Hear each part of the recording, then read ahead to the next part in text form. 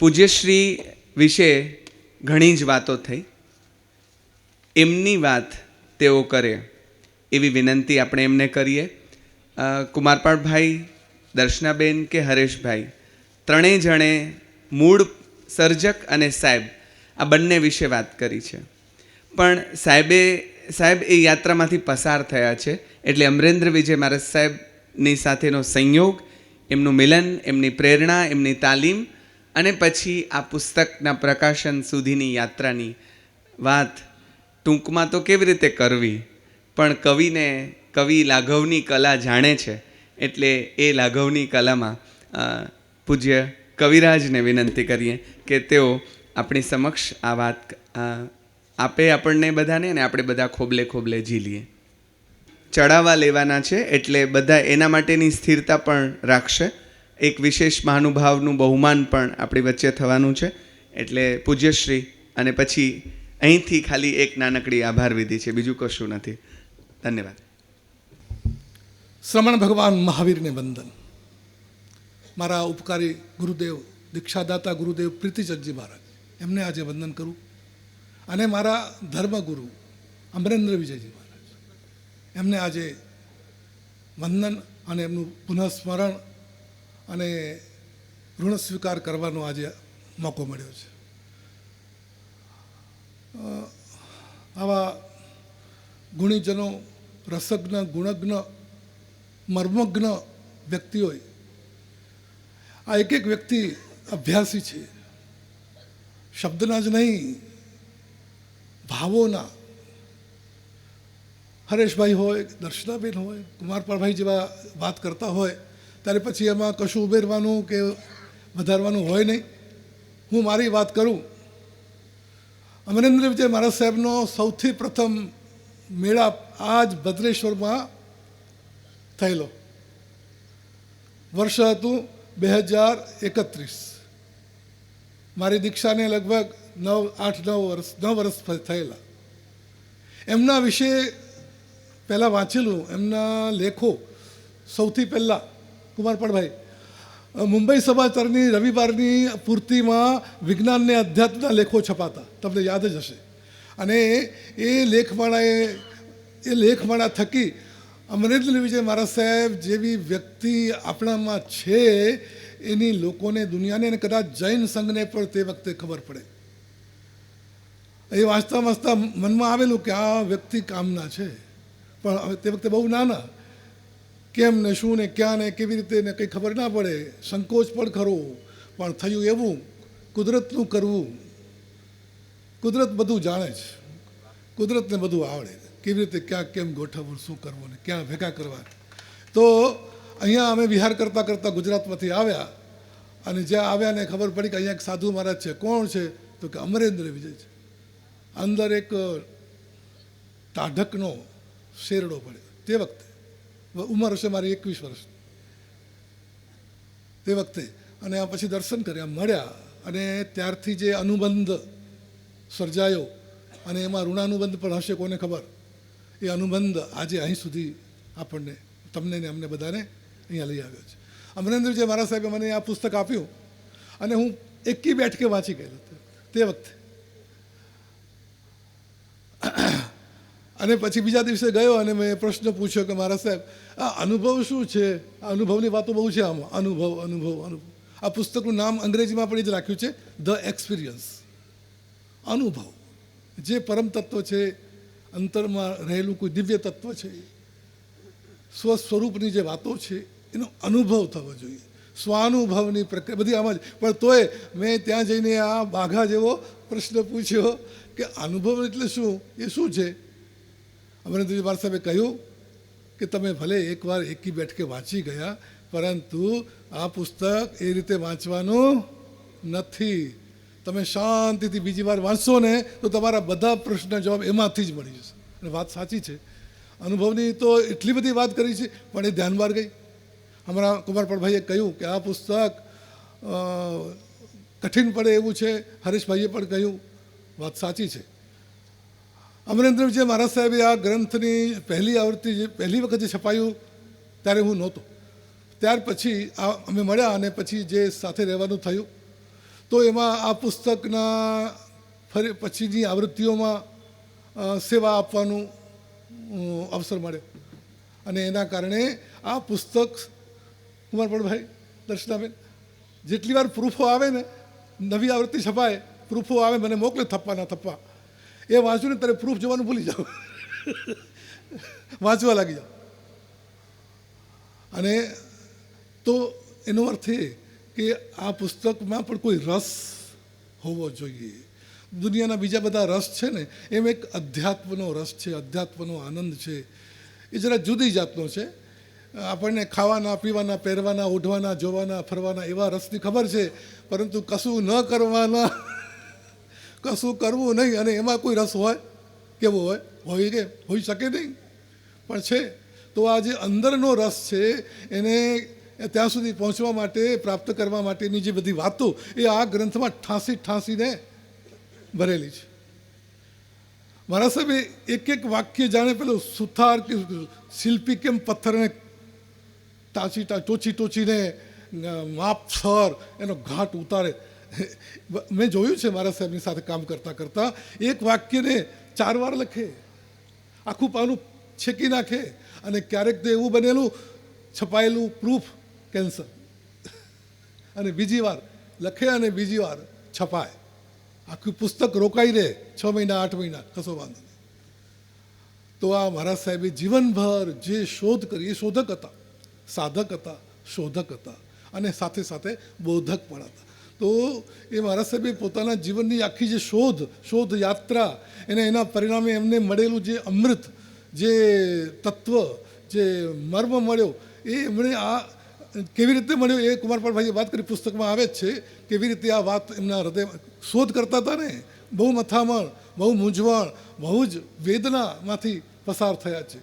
ટાગોર કહે છે કે વેદના તમારું બારણું ઠોકે છે અને એનો સંદેશો એ છે કે પ્રિયતમ તમને બોલાવે છે. દાસી આવે ને પેલો સંદેશો આપવો આવે, એ વેદના એ દાસી છે, પ્રિયતમ બોલાવે. વેદના એ દાસી છે, સંદેશો લાવી છે. અમરેન્દ્રજી મારા સાહેબે પોતાની વેદનાની વાત પણ એમાં લખી છે. બધા પ્રબુદ્ધ લોકોએ જે વાત કરીને હું એમાં એટલો જ સૂર પુરાવીશ કે જેમ કહ્યું ને, અંગ્રેજી અને ગુજરાતી, જેને ગુજરાતી આવડતું હોય એણે પણ આ ગુજરાતી વાંચવું જોઈએ અને અંગ્રેજી આવડતું હોય તો પહેલાં અંગ્રેજી અને પછી ગુજરાતી વાંચવું. વાત સાચી છે, પણ તમે ગભરાવો નહીં.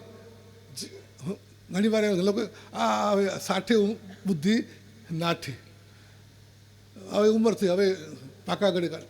પણ તમને કહું, ઉંમર વધતા યાદશક્તિ કદાચ ઘટતી હશે, પણ સમજણ શક્તિ વધે કે ઘટે? મને કહો તમે. વધે. ઘણું જોયું, ઘણું સાંભળ્યું, દુનિયા જોઈ, ઘણી વાતો પહેલાં નહોતી સમજાતી, હવે સમજાય છે.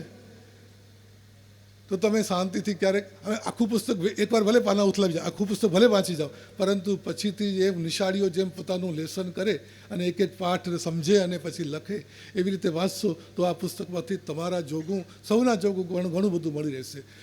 આ પુસ્તક એક શાસ્ત્ર છે. ગુજરાતીમાં લખેલું છે, આપણને લાગે નહીં. હકીકતમાં જે મહાપુરુષો હરિભદ્ર સૂરી મહારાજ, હેમચંદ્રાચાર્ય મહારાજ, યશો વિજયજી મહારાજ, એમણે જે ગ્રંથો લખ્યા આજે શાસ્ત્ર બનીને આપણે એને પૂજીએ છીએ, શાસ્ત્ર બની ગયા છે. આપણે એના આધારે જીવન ચલાવીએ છીએ, આપણે એના આધારે ધર્મને માર્ગે પ્રયાસ કરીએ. અમરેન્દ્રજી મારા સાહેબે શું કર્યું છે આપણા માટે? એ બધા શાસ્ત્રો વલોવીને બધા શાસ્ત્રોમાંથી જે અલગ અલગ શાસ્ત્રોમાં અલગ અલગ સંદર્ભમાં વાત આવી હોય, એક વાત અહીંયા આવી, બીજી વાત ત્યાં આવી, મારા સાહેબે શું કર્યું? એ બધા સંદર્ભોને એટલે કે સૂત્રોને એક માળામાં ક્રમબદ્ધ ગોઠવી આપ્યા છે. બહુ મોટું કામ કર્યું છે. સમજનારા સમજે. એટલે જ આ બધા લોકો વખાણ કરતા, તમે જુઓ કેટલા વખાણ કર્યા છે આ પુસ્તક વિશે. તો જૈન માર્ગને સમજવું હોય, ભગવાન મહાવીરની વાતને સમજવી હોય, ધ્યાન માર્ગને સમજવું હોય કે પછી સાધના માર્ગને સમજવું હોય, અધ્યાત્મ ક્ષેત્રની જેટલી પણ જાણવા જેવી વાતો અને સમજવા જેવી, યાદ રાખવા જેવી, ગાંઠે બાંધવા જેવી જેટલી વાતો છે ને, એ બધી વાતો આ એક ગ્રંથમાં તમને મળી જાય. અને ગમે તે પાનું ખોલો, ક્યાંયથી પણ શરૂ કરો, વાંધો નહીં. હા, આગળનું વાંચેલું હોય તો સારું, પરંતુ તમને કોઈ તકલીફ નહીં થાય, તમને કંઈ ને કંઈ જાણવા જ મળશે. અને આ પુસ્તક થકી મેં કેટલી વખત વાંચેલું, પરંતુ ઘણી વખત એવું બન્યું કે જે પહેલાંના વાંચનમાં ન સમજાયું એ આ અંગ્રેજી કરવા બેઠા અત્યારે સમજાયું. હા, સ્વાભાવિક છે. ત્યાં તો ઝીણું ઝીણું જોવું પડે કે એક એક શબ્દ તપાસવું પડે કે આગળ કે પાછળ, આમ તેમ વાત સમજવાની કોશિશ કરવી પડે. તો આ અનુવાદ પણ મારા માટે આ રીતે ઘણો બધો લાભ આપી ગયો છે. અમરેન્દ્રજી મારા સાહેબના માટે અને પુસ્તક માટે ઘણું બધું કહેવાનું છે, આપણી પાસે સમય નથી. દર્શનાબેને કવિતાઓની વાત કરતાં કરતાં સારા વરસ્યા મારા ઉપર, કેમ કે લાગણી છે. પણ હું સમજું છું કવિ બનવું સહેલું નથી. હા, કવિ બનવાની ચેષ્ટા જરૂર કરી છે અને જે મને ગમ્યું છે એના ગુણ ગાયા છે, બસ.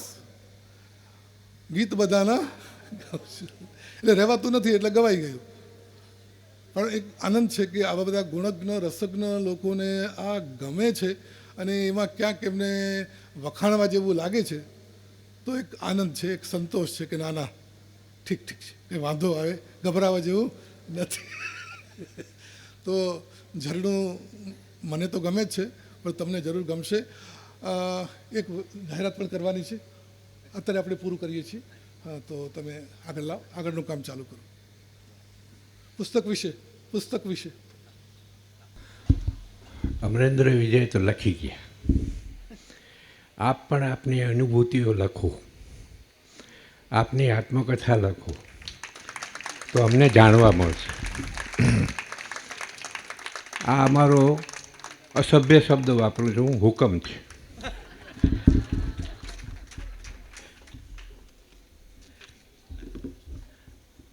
આ હુકમની નીચે અમે બધા સહી કરીએ છીએ. આ બંને પુસ્તકો 50% વળતરથી બારે કાઉન્ટર પર પ્રાપ્ય છે, સહજ આપણા હાથમાં. જેના આટલા ગુણ ગવાયા છે એ કુતૂહલથી જોવા માટે ખરીદશું તો પણ કે આય કરો એડો એને મેં હેડ્યું સડ્યું ગાલ્યું કંઈ હતા, જેમ સત્યના પ્રયોગો કેટલાક વાંધા કાઢવા માટે ખરીદે છે કે એમ પણ ખરીદશો તો પણ જોશો તો ગમશે. રમેશભાઈ ગાંધીના વિરોધીઓને એટલું જ કહે છે કે તમે વિરોધ જરૂર કરો, પણ વિરોધ કરવા માટે ગાંધીને વાંચો, ગાંધીની પાસે જાઓ. પાસે જશો એટલે તમારો વિરોધ આપોઆપ ઓગળી જશે. અહીંયા પણ એક જ વિનંતી અહીંયાથી આપ સૌને છે કે આ બધા પુસ્તકો પાસે જાઓ એટલે આપનું જે કાંઈ છે તે બધું ઓગળી જશે. અને ઓગળ્યા પછી જ એ દહીં જામેલી હોય છે, પણ એ ઓગળે અને પછી એમાંથી માખણ મળતું હોય છે. મુનિશ્રીનું માખણ આજે ફરી પાછા નવા ફ્લેવરમાં આજે આપણને સાહેબજીએ પીરસ્યું છે. એ બંને જે તમને ફ્લેવર અનુકૂળ છે તે, આઈસ્ક્રીમ ખાવો હોય તો જેને જે ભાવે તે ફ્લેવરમાં પણ આનો ટેસ્ટ કરવા જેવો છે. એક વખત કરી જુઓ એવી વિનંતી સાથે. કાલે સાહેબ અને કુમારપાળભાઈ વાત કરતા હતા કે આ પુસ્તક કોને માટે કામનું, એટલે એમણે એમ કહ્યું કે માણસ હોય એના માટે કામનું. કુમારપાળભાઈએ કહ્યું એટલે જો હોઈએ તો લેવું, નહીંતર કાંઈ વાંધો નહીં. આટલી હા, નિયમ લાગુ નથી પડતો. એટલે પુસ્તક વેચાણ માટે છપાય છે એવું નથી હોતું, એ જેના માટે છપાયું છે એને લેવાવાળા છે. તમે સદભાગી બનવા ઈચ્છો તો બની શકો છો, બાકી સૌનું ભાગ્ય હોય છે. એટલે આભાર દર્શન માટે હું દિનેશભાઈ હર્ષી દેઢિયાને વિનંતી કરું અને પછી હું આગળનો દોર પાછો જેમણે અહીંયા શરૂ કર્યું હતું એવા પંકજભાઈને સોંપી દઉં. શ્રી દિનેશભાઈ. ઓમ શ્રી સદગુરુદેવાય નમઃ. આપ સૌને મારા ભાવભર્યા પ્રણામ. જ્ઞાનજ્યોત ફાઉન્ડેશન ટ્રસ્ટ વતી હું સૌ પ્રથમ પૂજ્ય ઉપાધ્યાય શ્રી ભુવનચંદ્ર મહારાજ સાહેબનો ઋણ સ્વીકાર કરી એમના માટે અઢળક અહોભાવ વ્યક્ત કરું છું. મુનિશ્રી અમરેન્દ્ર વિજયજી મહારાજ સાહેબના દેહવિલય બાદ એમનું સાહિત્ય લોકો સુધી પહોંચાતું રહે એ માટેની સંપૂર્ણ જવાબદારી તેઓએ પોતાના ખભે સહર્ષ ઉપાડી લીધી હતી. આત્મજ્ઞાન અને સાધનાપદ પુસ્તકની વાત કરીએ તો ગુજરાતી પુસ્તકની 5મી આવૃત્તિ ઉપાધ્યાયજીએ તૈયાર કરી, એના હિન્દી અનુવાદમાં માર્ગદર્શન આપ્યું અને હવે સંપૂર્ણ અંગ્રેજી અનુવાદ પોતે જ કર્યું છે. અત્યારના જમાનામાં જ્યાં યુવા પેઢીને અંગ્રેજી ભાષા વધુ ફાવે અને ગુજરાતી વાંચતા પણ ન આવડે, ત્યારે મુનિશ્રી આ શ્રુતગંગાથી આગળની પેઢી વંચિત ન રહે એ માટે તેઓએ આ પુસ્તકનું અંગ્રેજી અનુવાદ કરવાનું કપરું કામ કર્યું.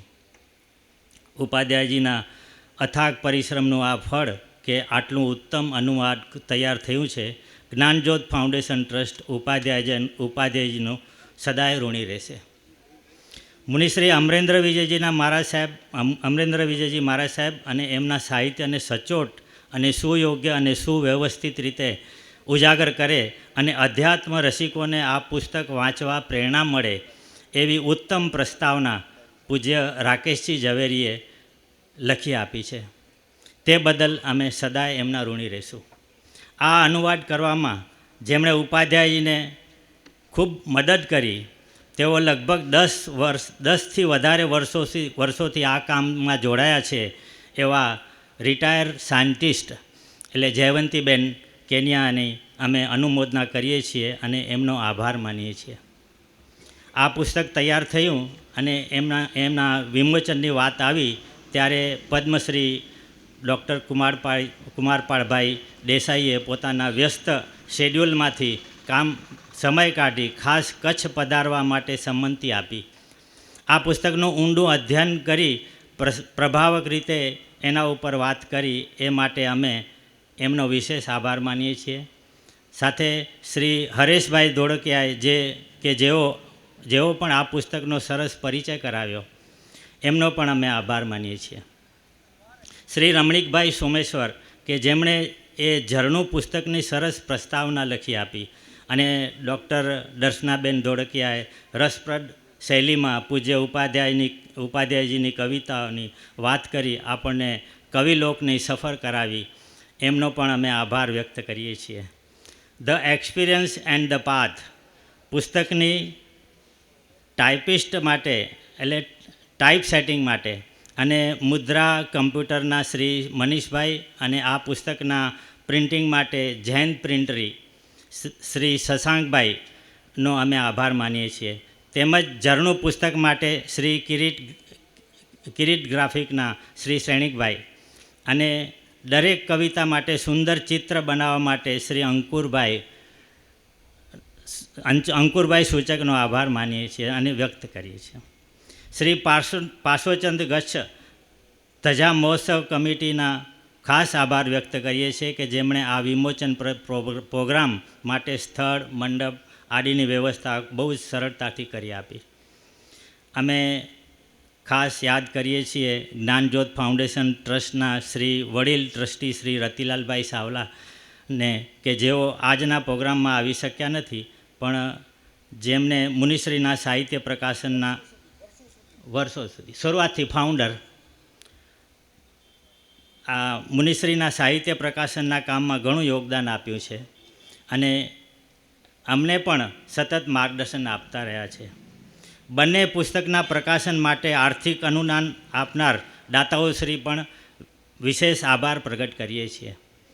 દૂરથી પધારેલા મહેમાનો અને કચ્છ પ્રદેશના સ્વજનોમાં આજે આ પ્રસંગમાં સહર્ષ હાજરી આપી અને આખા કાર્યક્રમને એક ચિત્તે બેસીને આપને માણ્યો એ બદલ આપ સૌનો ખૂબ ખૂબ આભાર.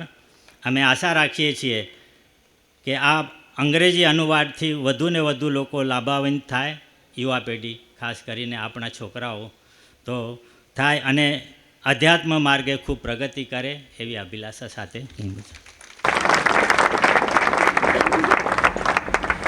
સૌના આભાર સાથે કાલે અમને અધાએ કીધેલું કે અકડે રૂપિયે જો ભાર પણ માજન જો ભાર મથે ખણીને નવનાજે, તો ભાર વગર થઈને આખરે જે કરવાનું છે તે ભાર મુક્ત થવાનું છે અને આ પુસ્તક આપણને એ મુક્તિની દિશામાં જરૂર લઈ જશે.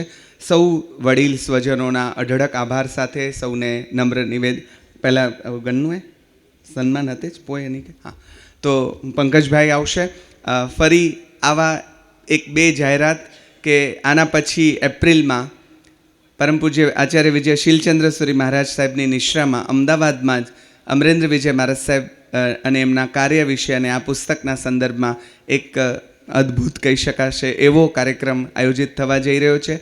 એવો જ મોટો કાર્યક્રમ મુંબઈમાં બાપાજી એટલે કે રાકેશભાઈ ઝવેરીજીની નિષ્ઠામાં આ પુસ્તકની જેમણે પ્રસ્તાવના કરી છે એમની નિષ્ઠામાં યોગી સભાગૃહમાં પણ આયોજિત થશે. આ બંને કાર્યક્રમોમાં પણ આપ સૌ પધારશો. એની વિગતો આવનારા દિવસોમાં આપ સૌ સુધી પહોંચાડવામાં આવશે. આપ સૌ પધારશો એવી નમ્ર વિનંતી. પંકજભાઈ. આભાર રમજાનભાઈ અને દિનેશભાઈ દેડિયા કે આપને કચ્છ પ્રદેશ પાર્શ્વચંદ્ર ગચ્છ સમિતિનો આભાર માનવાનો જ ન હોય, કારણ કે પૂજ્યશ્રી આપણા બધા માટે એ જ છે જે જ્ઞાનજ્યોત ફાઉન્ડેશન ટ્રસ્ટ માટે પણ છે. તો આપણે તો બધા એક જ છીએ અને અમને પણ એ વાતનો ખૂબ જ આનંદ હતો કે પૂજ્યશ્રીના આ જે અનુવાદિત પુસ્તક એનું વિમોચન કરવાનો એક તક લાવો શ્રી કચ્છ પાર્શ્વચંદ્ર ગચ્છ સમિતિને પણ અહીંયા મળ્યો. માટે આપ ઋણ સ્વીકાર અમે તમારો કરીએ છીએ, પણ હવે અમારે તમારો ઋણ સ્વીકાર કરો. તમને કહેવું પડશે કે તમે અમને ઋણી કર્યા કે ભાઈ તમે આયોજન અહીંયા કર્યું. અને એક વાત કહેતા હું મારા મનને ઘણી વખતથી રોકું છું પણ રોકી નથી શક્યો. આપણે જે પૂજ્યશ્રી અમરેન્દ્ર વિજયસિંહ મહારાજ સાહેબની જે વાત કરી, પરમ પૂજ્ય મહોપાધ્યાય શ્રીજીની કરુણા નજર, મીઠી નજરના લીધે આજથી 46 વર્ષ પહેલાં પાર્શ્વચંદ્ર સુરીત સાહિત્ય પ્રકાશન સમિતિના પ્રથમ કન્વીનર એટલે કે મારા પિતાશ્રી માવજીભાઈ અને હું અમે બંને દેવલાલી ગયા હતા. ત્યારે પૂજ્યશ્રી પણ ત્યાં હતા અને અમરેન્દ્ર વિજયજી મહારાજ સાહેબ પણ ત્યાં હતા. એ કોઈને મળતા જ નહોતા, પણ અમે એમને વિનંતી કરી અને પૂજ્યશ્રીએ એક જ શરતે એમને મળવાનું કહ્યું કે ભાઈ બપોરના અડધો કલાકી જ્યારે ધ્યાન કરે છે ત્યારે તમે ધ્યાનમાં બેસી શકશો, ચર્ચા નહીં કરી શકો. અને અમને બંનેઓને એ લાભ આજથી 46 વર્ષ પહેલાં અમને મળ્યો. એમની સાથે અડધો કલાક ધ્યાન ધરવાનું મળ્યું અને ધ્યાનમાં મને શું મળ્યું એ તમને હું કહી નહીં શકું, અનુભવનું વાત. કારણ કે અડધો કલાક ત્યારે તો માત્ર હું 17 વર્ષનો હતો, ત્યારે મને એ જે લાભ મળ્યો છે અને મારા જીવનનું પરિવર્તન પણ જે છે એ ત્યાંથી અંદરો અંદર કેમ ગુપ્ત રીતે થતું રહ્યું એ મને ખબર નથી, પણ એનો આખો શ્રેય પૂજ્યશ્રીના ફાળે જાય છે કે જેમણે કરુણા કરીને અમારી માટે અડધો કલાકની બેઠક ગોઠવી આપી. હવે આજે આ પ્રસંગે આપણે ડૉક્ટર ચિંતનભાઈ સોની એમને ખાસ આપણે અહીંયા બોલાવ્યા છે કે જેને ગઈકાલે પણ મેં કીધું બેન મહારાજ એટલે કે મનોજીતાશ્રીજી મહારાજ સાહેબ, જેમને એમણે ખરેખર અર્થમાં પોતાની મા તરીકે સ્વીકાર્યા છે. એમનું નામ પડે, એમનું કામ પડે એટલે તરત એ તૈયાર થઈ જાય. હવે એ તો નહીં, પણ મારા હિસાબે પાર્શ્વચંદ્ર ગચ્છના કોઈ પણ સાધુ સાધ્વી ને જો કાંઈ પણ તકલીફ હોય તો એ ખડે પગે પોતે તૈયાર હોય. અને સૌથી પહેલાં તો એ પ્રયત્ન એમનો એ જ હોય કે માંડવીમાં એમની ધકાણ હોસ્પિટલ છે, જે મલ્ટી સ્પેશિયાલિટી હોસ્પિટલ છે, તો ત્યાં જ એ એમને જેટલી બી સેવા કરી શકે એટલી સેવા.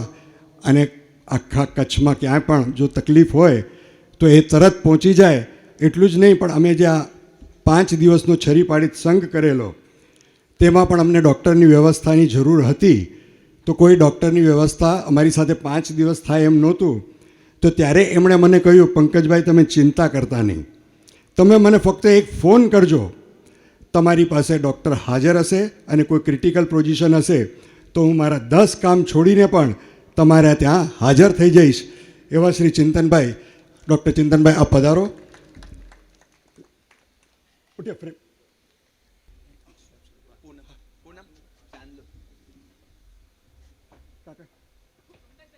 હા પ્રદીપભાઈ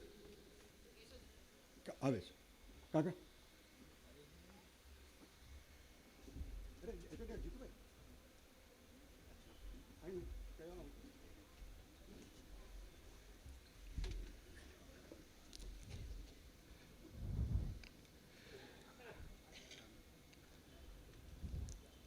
બોલો બિરાદર જોર સે,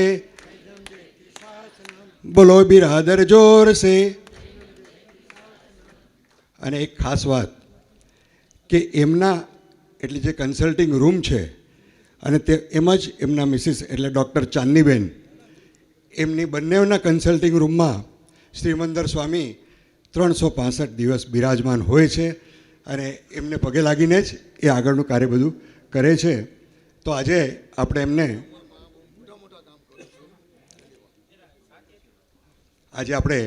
એમને સન્માનપત્ર આપીશું.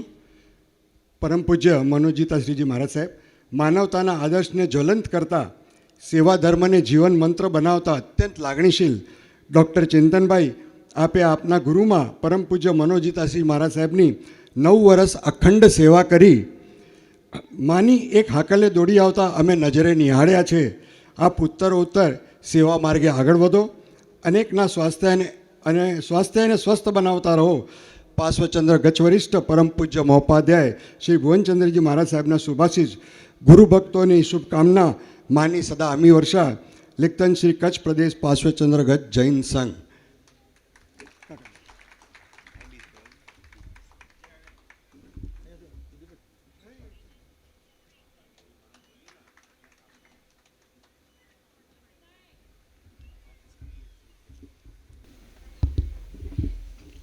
આચાર્ય ભગવાન ભુવનચંદ્ર મહારાજ સાહેબના ચરણોમાં કોટી કોટી વંદન. મારા માતુલ્ય મનોજીતા મહારાજ સાહેબના ચરણોમાં કોટી કોટી વંદન. અત્રે ઉપસ્થિત સર્વે મહેમાનગણોમાં જય જિનેન્દ્ર. પંકજભાઈએ જે પ્રમાણે વાત કરી, આજથી લગભગ 9 વર્ષ પહેલાં મારો મનોજીતા મહારાજ સાહેબ સાથેનો પરિચય થયો હતો અને જે તે સમયે એમને હોસ્પિટલમાં એડમિટ કરવા પડ્યા હતા. એ સમય દરમિયાનથી એક લાગણી એવી બંધાણી હતી એમની સાથે કે એ માં જેવા જ થઈ ગયા હતા, મારા માં જ થઈ ગયા હતા. એટલે ક્યારે પણ કંઈ પણ એમને તકલીફ હોય એટલે ખાલી એમનો એક ફોન આવે કે ચિંતન આવી રીતે થાય છે. એટલે મને પોતાને એમ થતું કે ના, એમને જલ્દીથી જલ્દી કેમ સારું કરવું. અમુક મેડિકલ ઇલનેસ હતી એમને, પણ એ જલ્દીથી જલ્દી કેવી રીતે સારી કરવી એ જ પ્રયત્ન રહેતો મારો અને મારી સમગ્ર ટીમનો. જેમ જેમ ટાઈમ પસાર થતો ગયો તેમ એમની તબિયત થોડી થોડી નાદુરસ્ત થતી જાય. બટ જ્યારે પણ હું એમને મળવા જાઉં ત્યારે એકદમ સરસ મજાની એમનો મુખ્ય સ્માઇલ હોય અને ખાલી એટલું કહેતા કે બસ તમે આવી ગયા છો એટલે હવે એકદમ સારું થઈ જશે. અને પાર્શ્વચંદ્ર મહારાજ સાહેબ પણ સાથે એ જ કહેતા કે ના, તમારી મમ્મી પાસે આવી ગયા છો એટલે બેસો, તમે 2 જણા મેળાવો કરો, હવે અમે સાઈડમાં બેસી જઈએ છીએ. આખો એક યાદગાર સમય રહ્યો હતો મારો એમની સાથેનો.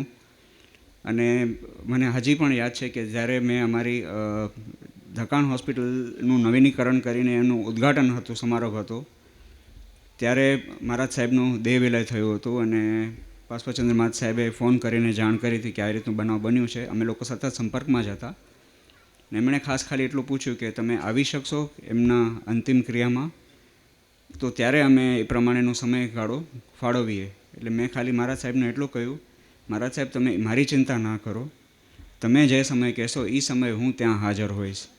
કારણ કે અત્યારે છેલ્લી વખત મારી માને જોઈ શકવાનો છું ને એ લાવો હું ચૂકવા નથી માંગતો.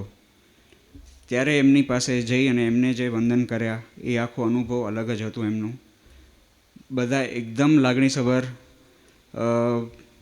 વંદન કર્યા અને બહુ જ આશીષ આપ્યા છે મને, હર હંમેશ આશીષ આપતા રહીએ છે. અત્યારે પણ આજે પણ મારા કન્સલ્ટિંગ ચેમ્બરમાં મારા ઘરે એમનો ફોટો, એમનું જે શુભાશીષ એમણે મને પાઠવ્યા છે, જે એમના દેહ વિલય બાદ પ્રાપ્ત થયા હતા, જે કોઈને પણ ખબર નહોતી, એ અચાનક જ પ્રાપ્ત થયા હતા. અને એ મને આખું જે એમણે પત્ર લખેલું છે એ મારી ચેમ્બરમાં આજે પણ એમના આશીષ સ્વરૂપે મેં રાખ્યું છે. અને હું ભગવાનને હંમેશા એ જ પ્રાર્થના કરું છું કે મારા લાયક કોઈ પણ કામ હોય કે જે હું નિસ્વાર્થ ભાવે જેટલું કરી શકું એ કરવાની મને પરમ શક્તિ આપજો, પરમ શક્તિ આપજો, પરમ શક્તિ આપજો. અસ્તુ.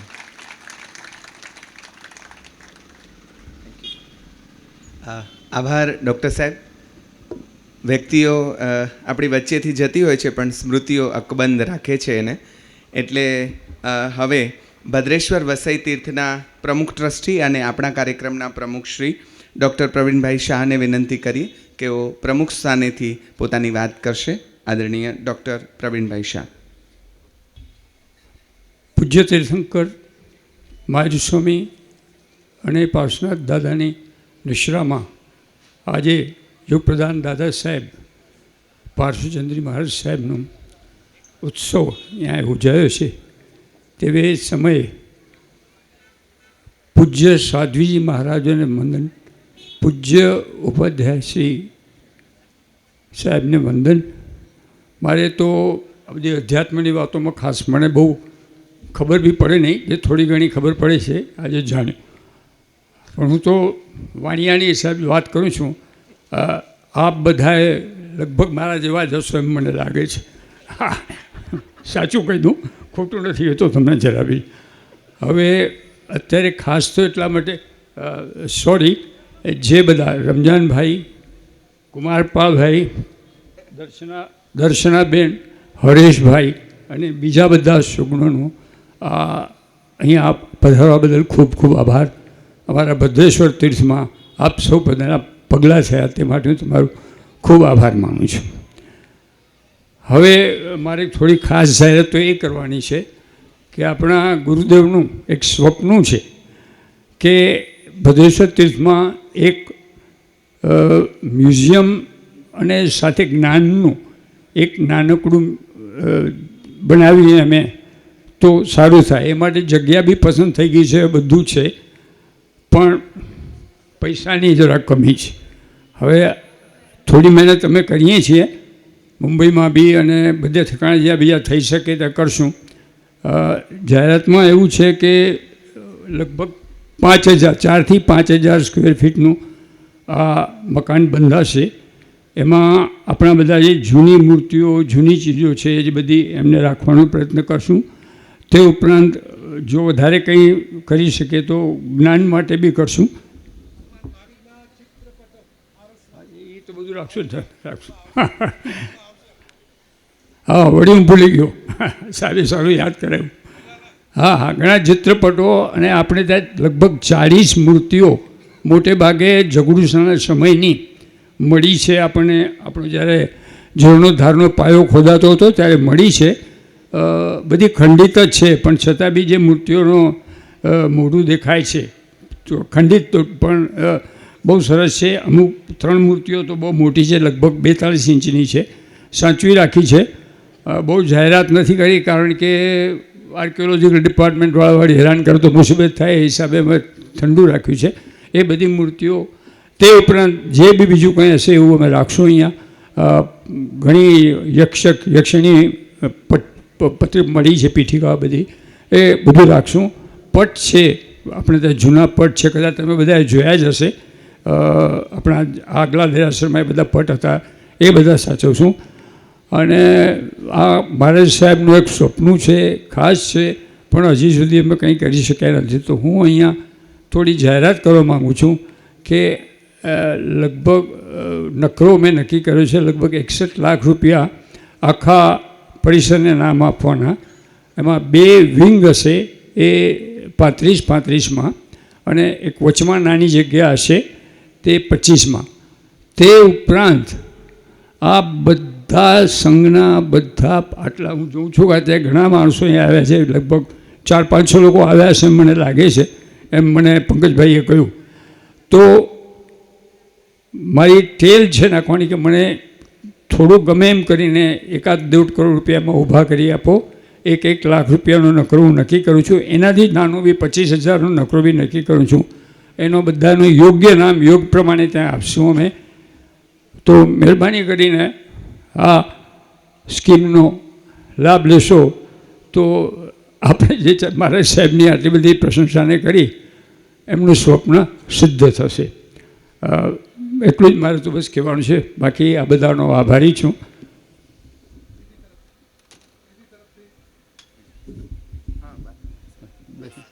તમારા બધા નામ લેવા આ સાથે રમજાનભાઈ, પંકજભાઈ, દિનેશભાઈ, કેશવભાઈ, હું આટલાને સારી રીતે ઓળખું છું, બધાને ઓળખતો નથી, સોરી. અને કિંજલબેન, કુમારપાલભાઈ, દર્શનાબેન, એ બધાનો ખૂબ ખૂબ આભારી છું અહીંયા આવવા બદલ. આભાર.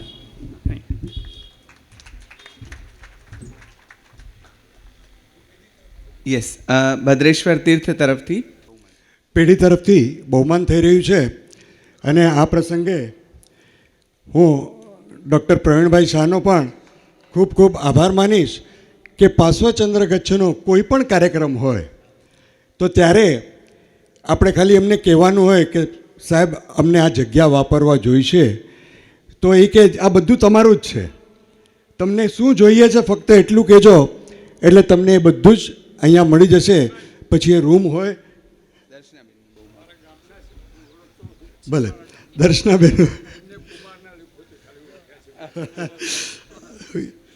નહીં બસ તો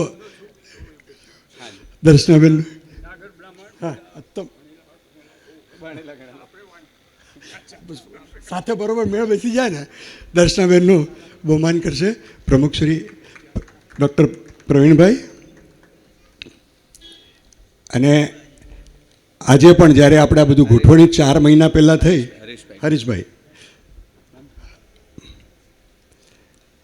હરીશભાઈનું આપના શિક્ષક હતા સર.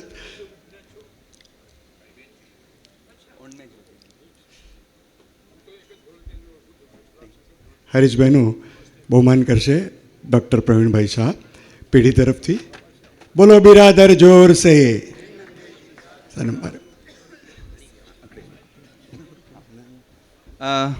આપણે બધા અહીં જ રહીશું, કારણ કે અહીં હવે ચડાવવા બોલાવવામાં આવશે. બધાને વિનંતી છે, વડીલોને વિનંતી કે તેઓ ચડાવવા માટે અને સૌ માટે આપણે મંચ એ લોકોને અર્પણ કરીએ. આપ સૌ નીચે પધારો. અને હા બસ આભાર.